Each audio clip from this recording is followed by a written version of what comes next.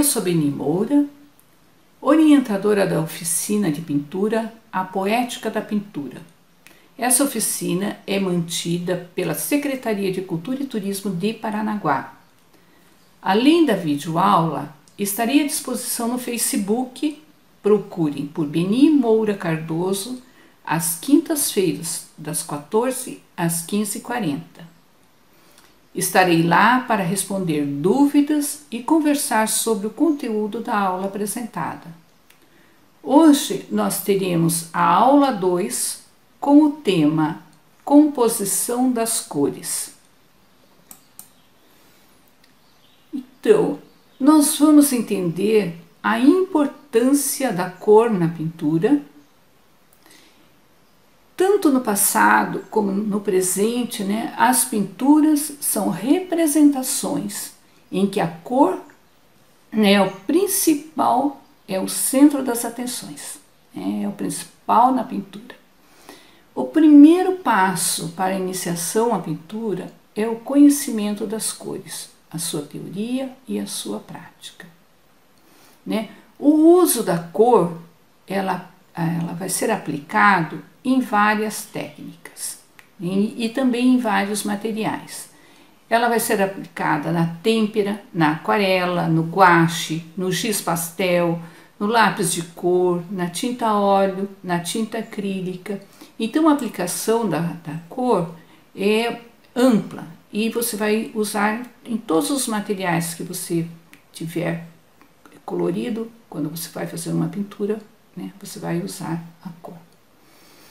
Por isso que é importante a gente entender um assunto um pouquinho, assim, vamos dizer, um pouco mais difícil. Eu acho entender as cores um pouco difícil, mas você vai se familiarizando com esses estudos e com a sua aplicação. Então nós vamos partir primeiro para entender o que é cor primária, O que é uma cor primária? A cor primária são as cores que elas podem ser combinadas entre si para criar outras cores, mas elas não podem ser obtidas por mistura, porque as cores primárias elas são cores puras, e elas são formadas por 3 cores, que é o vermelho, o amarelo e o azul. Essas são as 3 cores primárias. E depois nós vamos ter as cores secundárias, O que são cores secundárias? Como elas são formadas, Então as cores secundárias, elas são formadas com a mistura de 2 cores primárias. E por isso que elas são chamadas secundárias. E quais são as cores secundárias? As cores secundárias são laranja, o verde e o roxo, ou também violeta, conhecido também como violeta. E como que vou conseguir criar essas cores? Então eu vou pegar o amarelo, misturar com o vermelho, eu vou ter o laranja.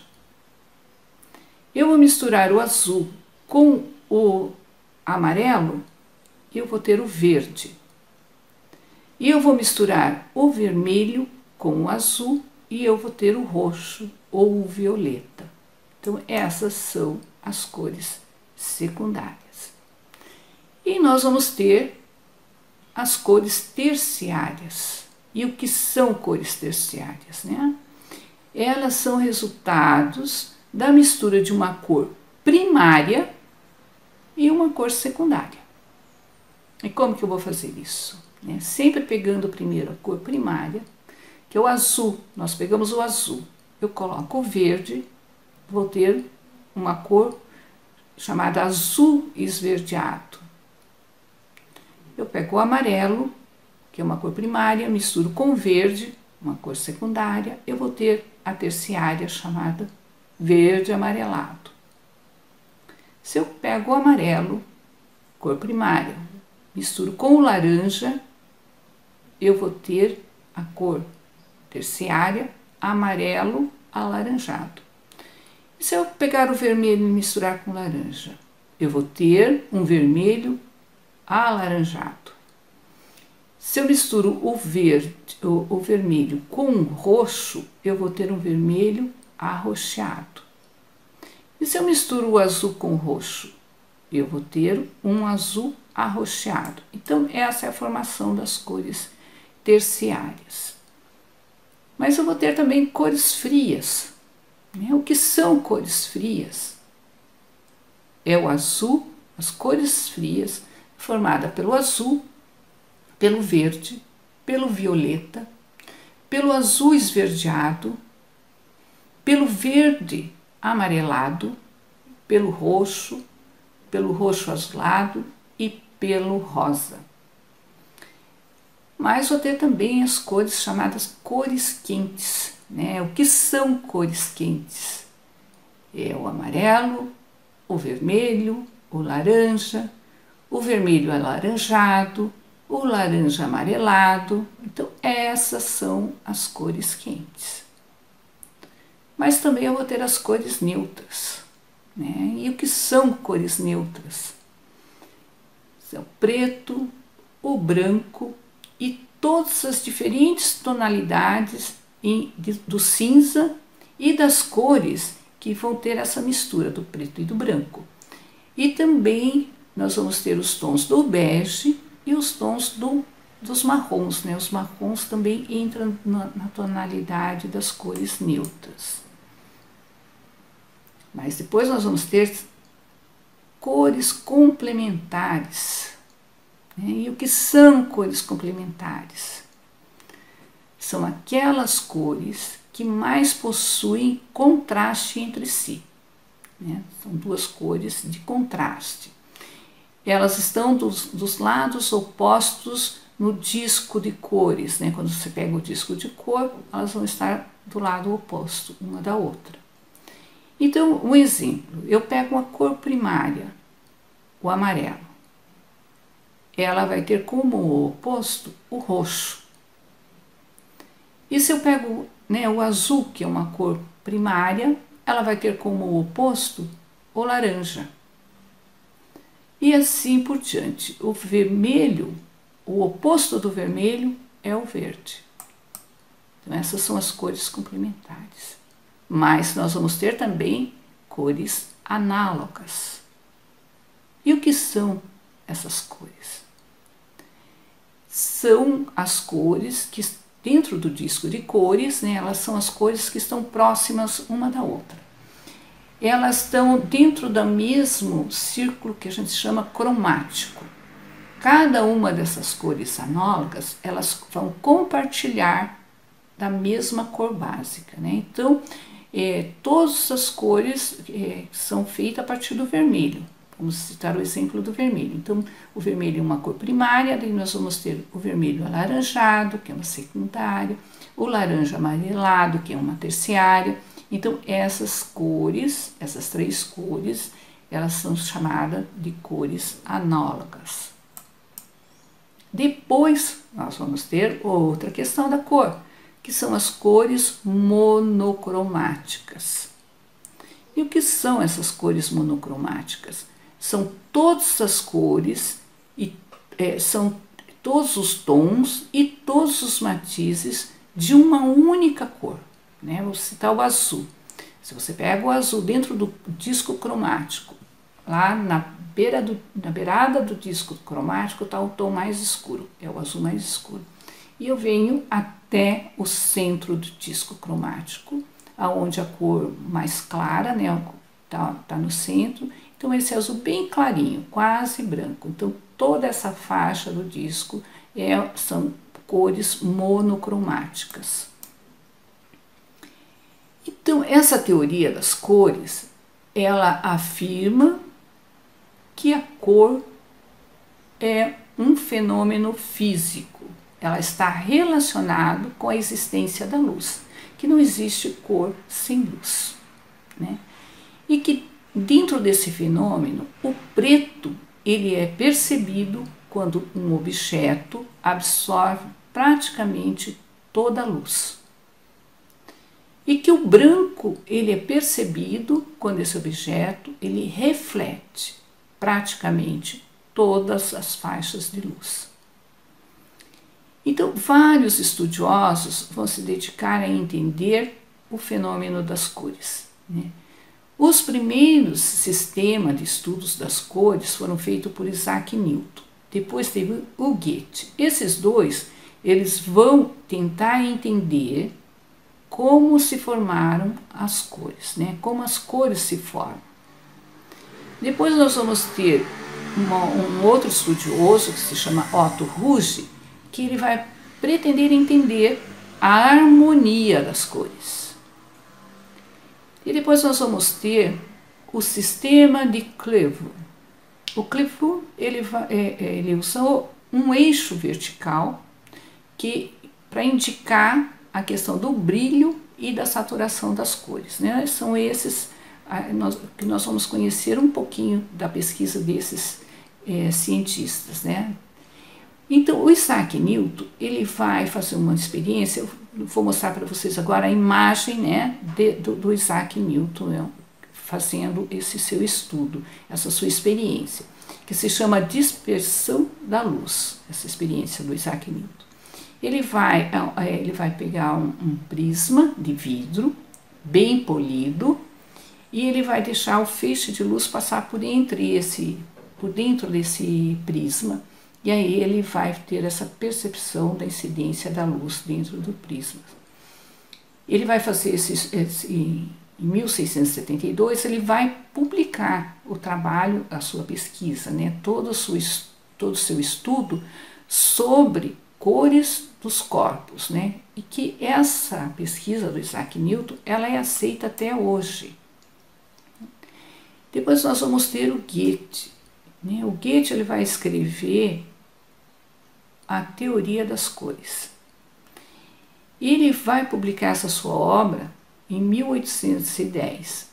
Ele publica um livro, mas o estudo do Goethe ele vai falar sobre o efeito sensorial e moral das cores sobre o ser humano.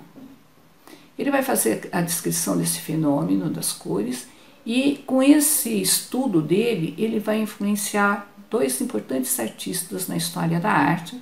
Um é o inglês Willy Turner e o outro é o russo Vassily Kandinsky, né? Kandinsky vai ser um dos principais estudiosos da cor dentro da história da arte. Ele vai fazer pesquisa e o trabalho dele vai ter todo o embasamento do estudo das cores, do estudo científico, né, das cores, da sua percepção.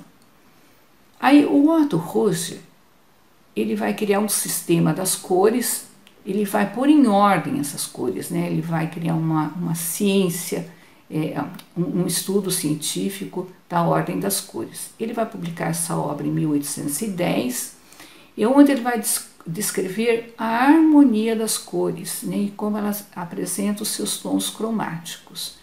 Ele vai criar as saturações máximas e purezas máximas dos tons. Ele vai sair do clarinho, do branco, até atingir o preto, né? Ele vai fazer todos esses estudos dentro dos seus dos tons cromáticos. Depois nós vamos ter o que se chama a lei do contraste simultâneo das cores. Esse é o estudo do Michel Eugène Chevreul, e ele é um químico francês. Ele vai editar o seu trabalho em 1839 e ele vai expor, né, nesse seu trabalho, nesse seu estudo, a percepção das cores. Ele vai fazer, ele vai criar, aí que vai ser criado o círculo cromático. Ele que cria o círculo cromático, como nós conhecemos hoje, né? Dentro desse círculo cromático, ele vai criar 72 cores, que ele vai partir das 3 cores primárias. Esse estudo dele vai influenciar um dos principais movimentos artísticos do século XIX, que é o impressionismo, né? Os impressionistas vão se deixar influenciar pelo estudo dele. E muito provavelmente também ele vai influenciar nesse momento, né, que ele cria esse disco, as artes gráficas e o designer. A pesquisa do Chevreul vai criar, com esse círculo de cores, ele vai criar 1.400 tonalidades a partir das 3 cores primárias. E esse disco, com esse estudo, ele vai medir, né, a cor e os seus níveis de saturação. Ele vai fazer toda também a graduação das cores, partindo desde o branco, no centro do disco, até o mais escuro na borda. Então, ele vai fazer todo o estudo dessa graduação das cores. E ele vai também criar essa oposição das cores entre si, né, o que a gente já falou atrás. É ele que cria essa oposição das cores, as cores complementares, né, que são opostas. O vermelho tem como oposto o verde, então ele vai colocar isso já dentro do círculo cromático. E assim ele vai dar início ao que a gente chama do domínio da ótica e da cor, né, onde ele vai mostrar a luz, que ela se divide em cores fundamentais, e também ele vai falar de como o nosso olho, né, a retina dos nossos olhos, elas vão perceber a cor através de uma lei, né, uma lei, porque os nossos olhos, ela vai perceber as cores através apenas de manchas luminosas, né, são essas manchas luminosas de cores que vão modelar a cor. Então, aí todo esse estudo, todo esse material vai influenciar os pintores impressionistas, e eles já não estão mais satisfeitos realmente com aquela pintura que vinha sendo feita até então, e com esse material nas mãos, eles vão partir para a pintura ao ar livre. Eles vão entender e eles vão ter interesse pela incidência da luz na natureza, por essa luz mutável, né? Eles chamavam da luz mutável na paisagem, e pelos efeitos dessa luz, como essa luz reflete na água, nas nuvens. Porque que eles passaram a entender que a luz, ela muda a todo segundo, né? E ela é diferente em cada momento do dia, né? De manhã é uma luz, ao meio-dia é outra, à tarde é outra. E eles passaram a ter interesse em retratar essas mudanças da luz e dentro da paisagem. E como elas afetavam os olhos, né, de quem estava percebendo, eles como artista estavam percebendo essas mudanças. E eles vão passar a aplicar também a tinta dessa forma, né? Eles vão tentar imitar na tela a natureza. Eles não vão mais misturar a tinta para pôr na tela. Eles vão criar pequenas manchas separadas para ir reconstruindo toda essa luminosidade no que eles estão pintando, como eles estão percebendo ela na paisagem. Eles vão tentar colocar na sua tela, né, como pintura.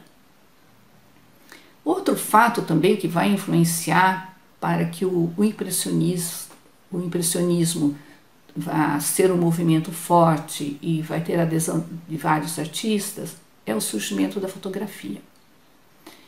Porque essa reprodução fiel da realidade que a fotografia oferece e que ela ficou ao alcance das pessoas, né? As pessoas tinham oportunidade de rapidamente ter lá a sua imagem, né? O seu retrato, e afetou principalmente uns artistas chamados pintores de ofício, que faziam retratos. Eles estavam lá e retratavam as pessoas. Com o surgimento da fotografia, o trabalho desses artistas foi muito afetado. Então, a pintura ela vai passar a ser vista como arte em um outro nível de atividade. Então, eles vão partir para vão ser mais livres para criar as suas pinturas e para buscar os seus temas, né? Antes eles estavam muito presos em fazer retrato, em trabalhar fazendo retrato das pessoas. E a partir daí eles vão ter uma liberdade para escolher os seus temas. E eles vão abandonar os seus ateliês e vão passar a pintar ao ar livre.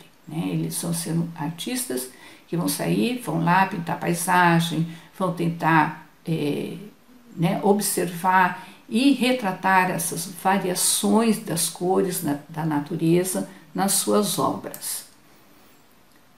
E nós vamos ter um artista que vai ser um dos líderes desse movimento, e esse movimento vai ter um momento e vai ter uma obra para marcar o surgimento desse movimento, né? Ele já estava existindo, mas tem um momento que surgiu uma obra de arte numa determinada exposição, que eu vou mostrar para vocês. Essa obra se chama Impressão Nascer do Sol. É uma obra de 1872, pintada pelo Claude Monet. É um óleo sobre tela, tem 48 centímetros por 63, e ela está num museu em Paris, essa obra. E como vai surgir esse termo impressionista, né? Impressionismo? Ele surgiu quando um crítico de arte viu essa obra exposta num salão, e ele vai falar que ali ele não estava vendo uma pintura, ele estava vendo uma impressão, né? Que era uma obra mal acabada, que ainda não estava pronta. Mas o Monet, ele não ficou chateado com isso, né? Ele, muito pelo contrário, ele foi lá e adotou essa designação de impressionista. Ele disse: eu sou um impressionista, né? E assim surge o movimento impressionismo, e esse movimento vai ser muito importante porque ele vai dar origem à arte moderna. E agora nós vamos falar do Claude Monet. Ele nasceu em 1840 e ele vai falecer em 1926. Ele é o verdadeiro líder do movimento impressionista, né? Ele, em 1870, ele vai se refugiar de uma guerra franco-prussiana em Londres. E ele vai na companhia de mais dois amigos, que é o Pissarro e o Sisley. Aquela qualidade da luz londrina, né, a particularidade daquela luz, que é uma luz difusa, ela exerceu nos três artistas uma grande fascinação. Eles ficaram impressionados com aquela luz. E essa luz vai ser fundamental na pesquisa dos impressionistas. Porque essa luz ela vai diminuir os contornos da paisagem, né? E isso corresponde à pesquisa deles sobre luz e sobre a incidência da luz sobre a paisagem. Então eles vão ficar fascinados por isso e vão começar a pesquisar essa luz, e que vai ser fundamental no desenvolvimento do trabalho deles enquanto impressionistas. O Monet, ele vai criar umas obras a partir daí, com uma beleza única, né? E através do trabalho, ele vai revelar o amor que ele tinha pela natureza. Ele vai ser ele vai ter um grande amor pela natureza, e ele vai deixar isso transparecer nas suas obras. Eu vou mostrar as obras dele, depois vocês vão entender do que eu estou falando. As composições do Monet eram tão livres, né? O seu gesto, a sua pincelada era tão livre, e que dava a impressão que isso era uma pintura feita ao acaso, né? Essa rapidez da pincelada dele fazia com que as pessoas na época não entendessem aquele quadro que ele fazia como pintura, mas sim como um esboço, né? Não está terminado, isso é um estudo, não é uma obra terminada. Mas o Monet não se abateu por isso, não. Ele continuou a sua pesquisa e ele acabou por ver, né, todo esse movimento luminoso e perpétuo que a natureza tem, né? Essa luz mutável que ele chamava, né? Uma luz que muda o tempo todo. E nenhum artista levou tão longe o estudo da luz como o Monet. Ele foi assim incansável no seu trabalho, ele foi incansável em retratar a luz. Essa é uma obra, é um retrato do Monet, é o Monet que está ali no barco. Essa pintura se chama Claude Monet pintando em seu ateliê. É uma pintura de 1874, feita pelo seu amigo, que era o Eduardo Manet. E essa obra tem 83 centímetros por 1,05 m, né? Ele está ali todo concentrado pintando. Eu trouxe para iniciar a mostrar o trabalho do Monet, e eu estou iniciando com esse vaso de crisântemo de 1878, porque ele também pintava a natureza morta, né? Ele era um artista bastante versátil. A gente conhece mais as obras de paisagem, mas ele tem as suas pinturas de natureza morta, ele tem algumas pinturas de natureza morta. Essa é uma obra dele, uma paisagem chamada As Papoulas em Argenteuil, de 1873. Nessa obra, a gente já percebe bem, né, que ele está soltando a sua pincelada, que ele está colocando as cores estão sendo distribuídas ali, estão sendo colocadas por pinceladas em cores puras e sobrepostas, né, uma sobreposta à outra. Para você ir criando a cor, ele não vai misturar na palheta, e sim ele vai colocando uma do ladinho da outra na sua obra, na sua pintura.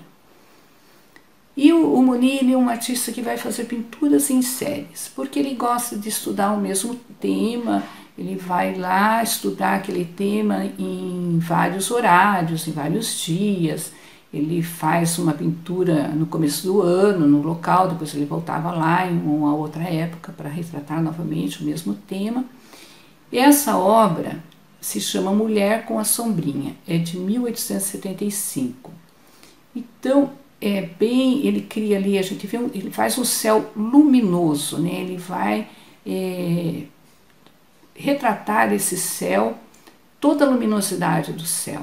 E depois a sombra, né? A sombra na figura e a sombra que a figura projeta na grama ali no capim.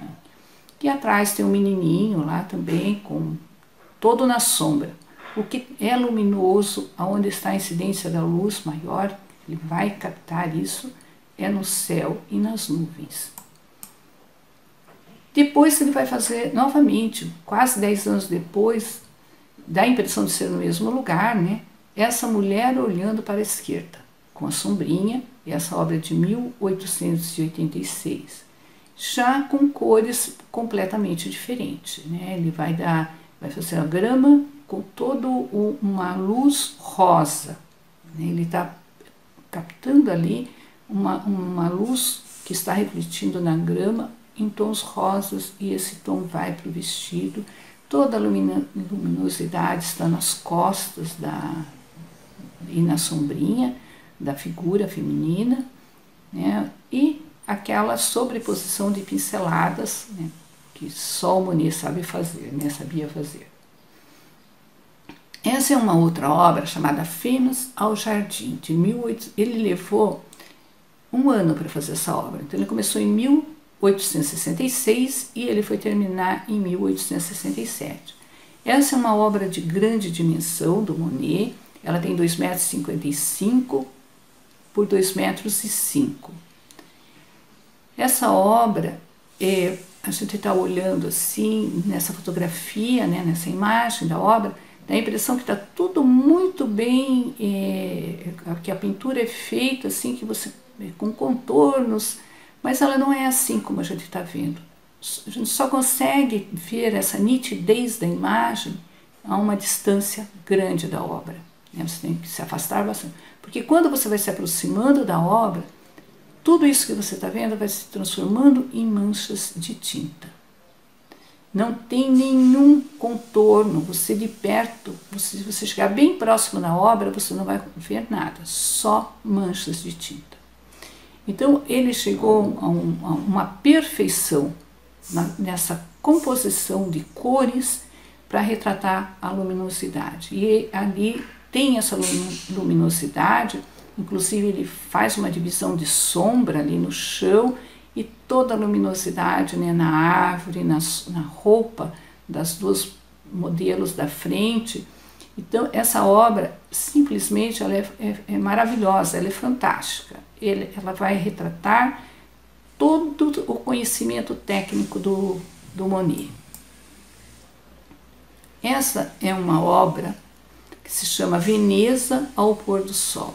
Ele foi fazer uma viagem para descansar em Veneza, mas ele não ia trabalhar, foi para lá para não trabalhar, mas ele não resistiu e fez alguns quadros em Veneza, retratando, né, essa luz no céu e na água. Para ele, né, a gente percebe que o motivo principal nessa pintura é o céu e a água. E essa é uma ninféia, né? Essa imagem da ninféia, essa obra foi feita em 1914, ela tem 2,10 metros por 6,2 metros, é uma obra grande, ele levou um tempo para fazer essa obra. Essa obra ela faz parte dos Jardins de Flores de Monet em Givenchy. Ele pintou uma série de obras chamada ninféias, né? Ele fez essa série entre os anos de 1903 a 1908. E, na verdade, ele vai fazer nesse período cerca de 250 obras com esse tema. Então, aqui ele retrata a água, as flores na água, né, essas plantas aquáticas, de diversas maneiras, com diversas tonalidades, né, ele vai captar a luz em diversos momentos, e por isso que ela vai ser de diversas cores. Essa é nos tons, a anterior com os tons mais verdes, né, predominando o verde. Essa daqui é o amarelo, né? Provavelmente é um dia bem ensolarado, é uma época de sol, né? O nome dessa obra que foi traduzido se chama Lírios d'Água. Essa é uma outra da série Ninféias, né? De 1904. Também é assim, retratando provavelmente um dia com pouca luz, um inverno, né, ou um entardecer sem sol. Essa obra é de 1904. O Monet, ele criou com a série Ninféias, ele criou uma composição de obras, todas de 1,97 m por 1 metro, com quase 100 metros lineares. Essa obra é uma das obras mais monumentais da metade do século XX e da história da arte. Ela está no Museu de Orangerie, em Paris, e essa é a sala oval, essa que eu estou mostrando para vocês, é a sala oval do museu. Ela foi projetada exclusivamente para abrigar essa obra. Toda essa obra retrata a água, os lírios. Essa é uma composição da obra.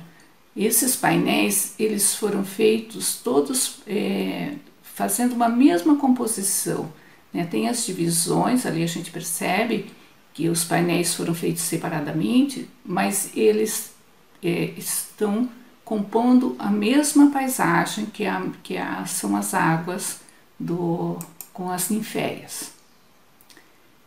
Nessa sala, né, é um detalhe da sala, de uma das salas do museu, onde as obras estão separadas. Elas estão em quadros moldurados, todos na tonalidade, né, nos tons frios, né, com verdes e azuis, né, que compõe essa belíssima obra do Monet. O Monet ele criou também uma série das pontes japonesas. Essa série tem 12 quadros todos com os títulos parecidos, né? Ele, como um artista apaixonado pela natureza, ele decidiu comprar uma propriedade próximo de Paris, num local chamado Giverny, e essa série foi inspirada na ponte que o artista mesmo colocou sobre um riacho que passava na sua propriedade. Então essa obra que eu estou mostrando para vocês é uma ponte sobre a Lagoa de Lírios, de 1899. Ela está nos tons verdes, né? São os tons mais frios, com um pouco de rosa. Mais uma ponte, essa é uma outra ponte japonesa, essa é de 1923, ela está no Museu do Texas, e nessa obra o Boni já está maduro, né, um artista bastante maduro, e ele faz umas pinceladas que a gente consegue perceber que tem ali a ponte, mas ela é quase que abstrata, né, mais tinta, cor do que forma, né? A gente não vê muita forma nessa pintura.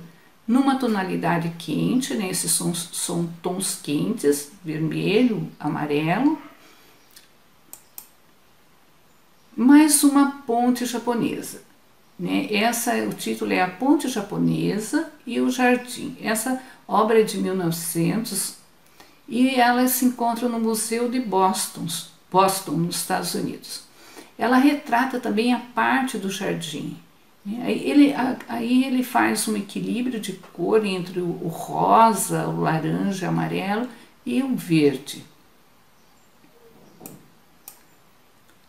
Então, essa obra é de uma série chamada Palheiro. Ele vai pintar 25 obras nessa série. Essa é uma pintura de 1890. O artista, né, ele, como um apaixonado pela natureza, e tem como tema, né, da sua obra a natureza, ele retrata, né, e assim, ele tem o tema a natureza, mas o que ele quer, o seu objetivo a retratar na obra é a luz. A luz, aí o céu é o destaque dessa obra, né? Um céu luminoso que cria uma sombra, ele cria sombras coloridas, né? Vocês vão observando como o artista compõe a cor na sua obra. Isso é para vocês treinando o seu olhar, né? Eu mostro essas obras para que vocês vão treinando o olhar para poder perceber como um artista trabalha a cor e como ele vai combinar essas cores, né? Vocês percebem que tem horas que ele faz uma pintura mais quente, onde o que predomina são as cores quentes, em outras obras são as cores frias, né? Como essa, já é um tom mais frio, quebrado com um amarelo, com um pouco de laranja, né? Mas tudo dentro de uma suavidade. Então ele cria toda essa construção de cor suave, de uma maneira bem suave, né? E depois o Boni vai fazer uma nova série chamada Casa do Parlamento. Essa ele vai pintar em Londres. É uma série de 19 obras, ele vai realizar entre 1900 e 1904, todas as pinturas do mesmo tamanho, né, 81 centímetros por 92. Todas ele vai fazer do mesmo ponto de vista. E ele vai ter como objetivo, nesse estudo, a luz, novamente, a incidência da luz sobre esse tema dele, que é o parlamento. Ele vai usar o céu, a estrutura, né, arquitetônica do parlamento e a água, né? Isso é perfeito porque para o tema para estudo dele, esse ponto de vista é perfeito. E ali ele vai construir cores captando, né, essa luminosidade nesse local e vai criando combinações de cores, né, dando seu espetáculo para que nós possamos observar toda essa sua obra. Então essa primeira obra, em que ele coloca o parlamento, né, no centro e vai distribuir depois as cores de céu e água no tonalidade de rosas e amarelos e deixando aqui já é uma outra obra, mesmo o parlamento, mas o que ele vai fazer nessa construção de cores? Ele vai usar as cores complementares, que são os tons de amarelo e os tons do roxo, né? Trabalhando isso, água e céu, né? O reflexo da luz na água. Mais uma obra do parlamento, eu trouxe essas obras porque eu achei muito interessante essa construção de cores, combinação de cores, né? Da forma como ele vai entender essa luz e vai interpretar na sua obra, né? Traduzir isso através de tinta e pincelado. Então nessa ele vai dar um equilíbrio entre as cores quentes, que são os vermelhos, laranjas e amarelo ali, e os tons frios, que são os azuis. Ele vai intermediar esses tons com o roxo, né? Com o lilás. E depois ele vai criar mais uma série, é a última série que eu vou mostrar para vocês, que é a Catedral de Rouen. Essa é a obra o Portal ou Luz Solar. Ele pintou a Catedral de Rouen entre 1892 e 1893. Ele vai fazer uma série de 31 pinturas, qual é o objetivo dele com essas obras? Capturar a fachada da catedral em horas diferentes, em dias do ano diferentes, para obter resultados da condição de iluminação sobre a fachada. Ele vai ser um artista incansável na sua pesquisa, né? Ele não vai cansar de estudar a incidência da luz na paisagem ou na arquitetura, como é o caso dessa catedral. Nessa obra, a gente vai estar presente o talento do artista, né? O emprego de textura que ele constrói nessa imagem turva, né? Que ele não vai deixar os traços muito claro, mas sim um pouco turvo, e é onde ele vai evidenciar os raios solares sobre a fachada da igreja. Esse tema, para ele, essa fachada, ele não tem a intenção de retratar com perfeição essa fachada, mas qual é o estudo dele, qual é o objetivo dele? É entender como essa luz está refletindo na catedral e poder traduzir isso em pintura, em tinta, em pincelada. Esse é o objetivo dele. E ele então traz todos esses estudos e a gente vai perceber pelas cores. Essa é uma outra imagem da fachada da igreja em tons mais quentes, né? Diferente da anterior, que era um tom um pouco mais frio. Esse vai do vermelho até o amarelo bem clarinho. Essa ele vai trabalhar os tons azuis, né? O azul com um pouco de laranja. Ele vai usar bem clarinho esse tom, né? Bem suave. E essas são diversas fachadas da igreja, para a gente perceber como ele fez todo esse seu estudo, como ele foi incansável na sua busca, né, no seu objetivo enquanto artista, de retratar essa luz, a incidência da luz sobre a natureza, sobre os objetos, né?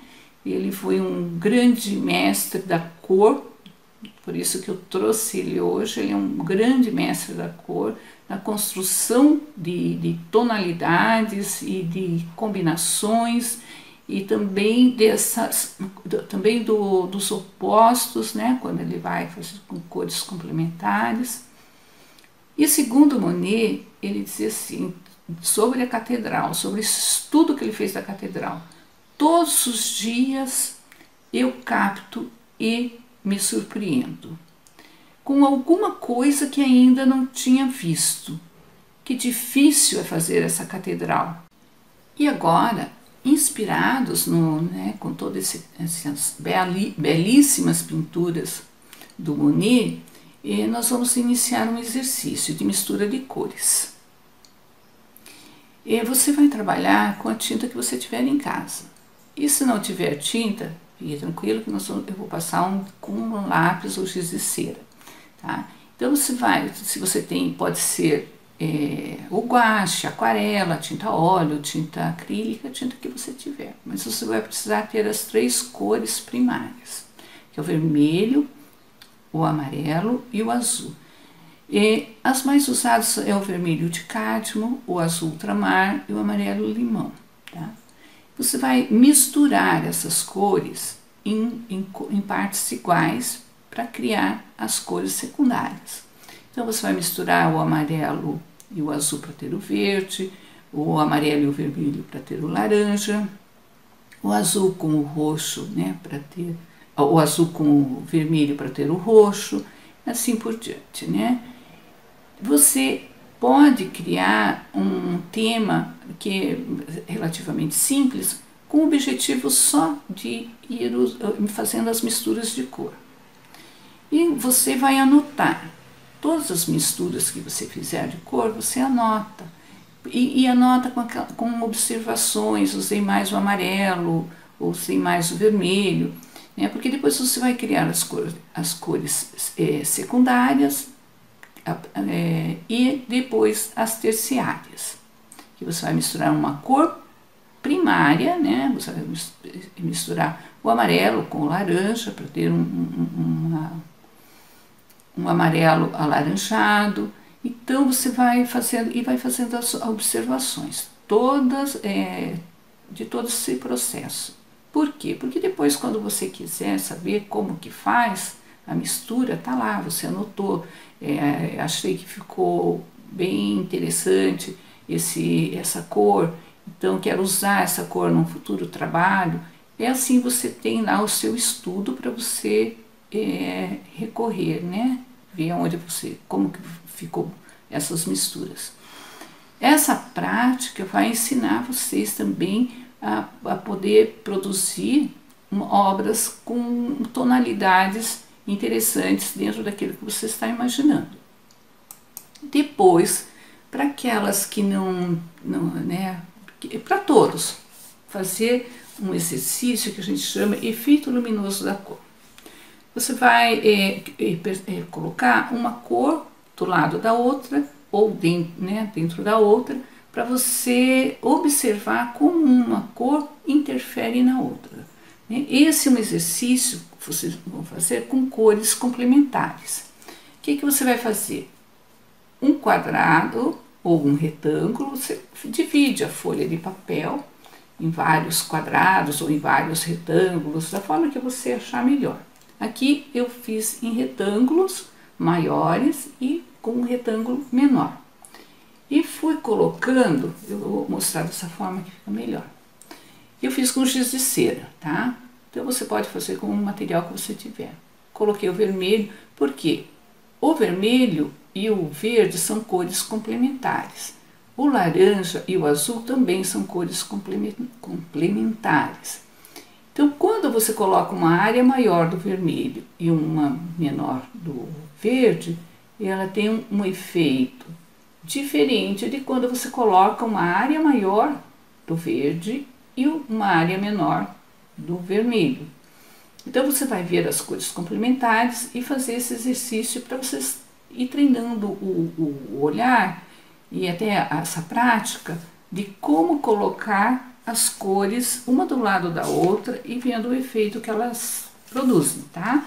Isso tudo é para vocês ir desenvolvendo o olhar de vocês para as cores, porque quando a gente fala em pintura pintura é uso de cor. Por isso que nós temos que trabalhar, e eu insisto no estudo das cores para quem quer fazer pintura, né? Trago também um exercício para vocês. Esse foi um exercício que o Kandinsky fez, que é um estudo de cores também. Aí você vai fazer, o dele, que eu vou mostrar, né, que vocês estão vendo, é um estudo de cores que ele faz em 1913. Ele vai fazendo uma folha de papel pequena, até esse papel dele é de 23 centímetros por 31, e ele vai usar tinta guache, aquarela e giz para fazer o estudo dele. Então eu fiz, aqui está o meu, né? Vocês viram do Kandinsky, eu fiz o meu inspirado no do Kandinsky, que eu quero que vocês façam também. Eu fiz com giz de cera. Vocês podem fazer com material que vocês tiverem em casa, né? Colocando e estudando. Aqui usei o laranja, o amarelo, o azul, o vermelho. Aqui usei também o vermelho, o azul e o amarelo e o verde em diferentes formas. E você vai usar, esse é um exercício bem livre. Vocês vão usando esse material para ir criando campos de cor. Não se preocupe com a forma, e sim em fazer as misturas das cores. Porque você pode fazer mistura de cor também com o giz e com o lápis. Né? Com o lápis você começa colocando os tons mais claros primeiro e depois colocando o escuro nas misturas. Tá? Aplica a primeira camada, aplica a segunda camada e assim por diante. Quantas camadas você quiser aplicar com lápis de cor, você consegue. Desde que você vá fazendo de forma leve, e a hora que você quiser que aquela cor esteja mais forte, você aí aplica com um pouco mais de força. Mas o interessante é vocês ir colocando uma camada sobre a outra para ir vendo como essa cor vai se transformando com essas aplicações, né? Também é interessante você ir fazendo anotações, mesmo num exercício mais simples, porque você vai tendo, memorizando, né, quais as cores você está usando e vendo o resultado que essa cor vai ter, tá? Nós vamos terminando a nossa aula por aqui, mas eu quero deixar uma frase do Monet para vocês, o que ele vai falar sobre cor. Ele vai dizer assim: as cores são minha obsessão, meu divertimento e o meu tormento todos os dias. Isso era o Monet que estava refletindo sobre todo o seu trabalho em torno da cor. Então, vocês procurem por mim no Facebook. Eu vou estar nas quintas-feiras, das 14 às 15h40, para responder perguntas e para conversar sobre o conteúdo dessa aula. Espero que tenham gostado da nossa aula e até o próximo vídeo.